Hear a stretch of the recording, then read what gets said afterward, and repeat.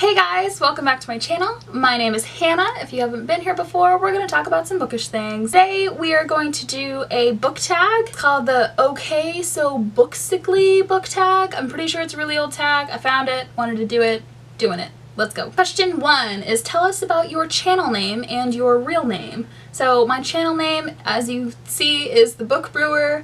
When I started this channel, I was really debating between Polaris Books and The Book Brewer because, as you guys know, I'm from Alaska, and Polaris is a name for a snow machine. It's also another name for the Northern Lights, the Aurora Borealis, and it just reminds me of the North.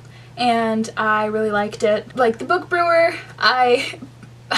Brewer is actually my last name. My name is Hannah Brewer, and I really just thought that that was funnier, and I'm all about puns. So I went with that because you could like have a little metaphor of brewing books or brewing tea, because I like tea, and thought it was more of a clever pun if you actually knew my name and why it was funny. My real name, Hannah, is not how it's spelled normally. So when you think of Hannah, you think of H-A-N-N-A-H. It's a palindrome. My name doesn't have an H at the end, so it's just the 5 letters. And my dad likes to say that he named me that way just so that I couldn't spell my name forward and backwards, that it would have been too easy for me. But I'm pretty sure my mom told me a story about when I was born. There was another woman giving birth in the next room, and they named their daughter Hannah Marie as well, and my mom didn't want us to have the same name, and so took the H off. I'm pretty sure that's why I don't have an H at the end of my name. It's one of those two things. Question 2, open Instagram and describe the first 3 pictures. Don't know if they want the first 3 pictures of mine or just the first 3 pictures that come up, so we'll do both. Let's do first 3 pictures are of my friend Desiree, and she has a whole bunch of makeup on and is looking gorgeous. Next is Mark Ballas. He is on Dancing with the Stars and is also a wonderful performer with his wife BC Jean, and they have glorious music. And he's a performer on Dancing with the Stars, and so he posted his partner is Lindsay Sterling because they just announced all of the partners and professional dancers this morning on GMA. And after that is Owl Crate, and they're just posting about, oh, it's a sponsored Owl Crate Jr., the new one, yeah. Over to mine. My first 3 pictures are hiking. I went hiking this weekend and camping in the gorge right before the fire took over in Oregon. I was able to watch the fire. I actually had to go into Washington in order to camp so that I didn't get caught in the gorge, but it was a lovely hike. I got to find a waterfall. And then of my friend's dog, it was National Dog Day, and he's like my god dog, so that one. And then of me and Emily, and we were at a wine festival and had way too much. Number 3, open YouTube and talk about the 3 recommended videos. Recommended for me is the Epic Reads September 2017 book haul by Margot. She's hilarious, and I love watching her book videos.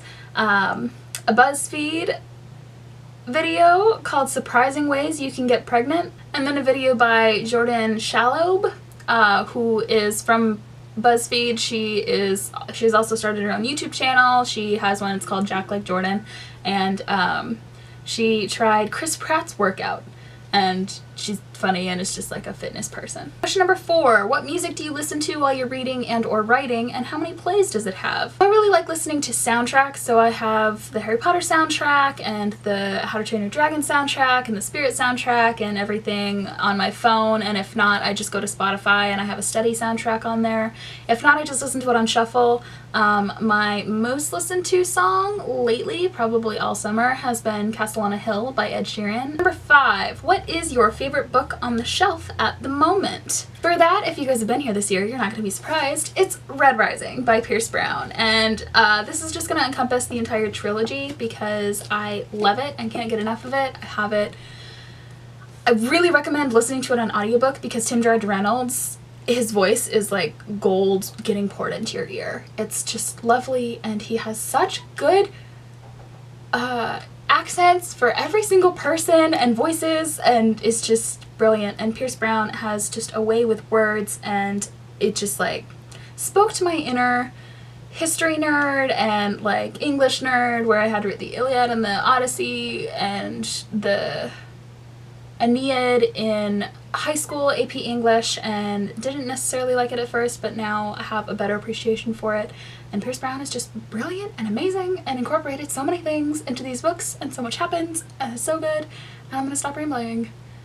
This book, go read it. Number 6, your favorite bookish item to use as a prop while taking pictures of books, I assume. And that is going to be this mug. It has an Iron Man figurine in it because that's where he lives. It says Akio Tea, and one of my best friends from high school gave it to me for my birthday. He had it like custom made on Etsy or something, and then sent it to me. And I love tea, and I love Harry Potter, and it's just a perfect bookish knickknack that I love to keep on my shelf and then take picture with books. Question number 7, name 3 books that you are dying to reread but probably won't.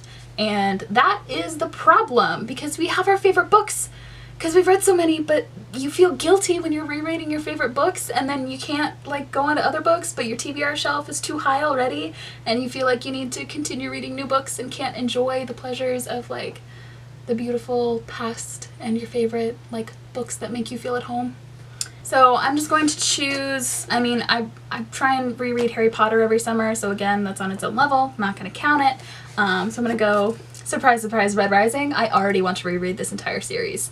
I already read it this year, and that was for the first time, and I plan on rereading it. So I don't think this is going to be I'm actually not going to. I think it's going to be I will. I just have to make time for it. And then maybe it'll just be a part of my reading goal with those rereads. Gonna stack up those numbers. Next, I'd really love to reread The Name of the Wind by Patrick Rothfuss. Again, you just don't have time, and especially with how big this book is. I am waiting for Patrick Rothfuss to finish the 3rd and final book in the Kingkiller Chronicles. He is just as bad as George R. R. Martin right now with Winds of Winter.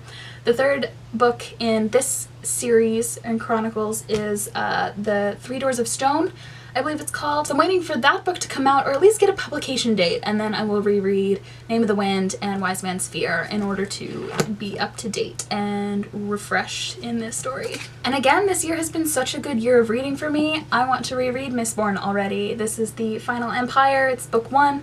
I would love to reread this trilogy and also the trilogy after that. I'm not even done with the 2nd trilogy, but this is brilliant, and Brandon Sanderson just created such an intriguing world, a beautiful magic system, and I already want to get lost in it again. Question number 8, and it just says amazing bookish finds, which I'm not necessarily sure what that means, but since it says bookish, I'm just going to choose books.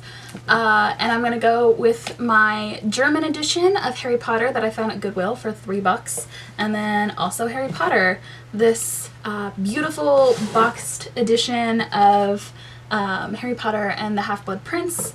It is gorgeous, and it also has like full color photocopy illustrations, not photocopy but like photo paper, they're fancy illustrations inside of it, as well as the decorated box set, and I love these, so really good find. And the last question, question 9, the hottest author or your author crush. I only get to see their pictures on the back of the book, or you really don't know what they look like. But going along with the hottest author of the year award, I believe he was awarded, is Pierce Brown. That would be like 4 questions that I was able to use this book for. I am a fan. And go follow his Instagram. Go, like, he's a beautiful human. He's a good specimen, yeah. And is very in shape and is funny and, you know, attractive. So I'd say that's my other crush right now, and I'm so excited for Iron Gold, the continuation in this world. So very crushing on his writing style as well as him. No shame, Hannah. Alright, you guys, that was the okay so Booksically tag. I hope you enjoyed it. I hope you go and do this yourself. I hope you have a fantastic day, and I will talk to you guys next time. Bye!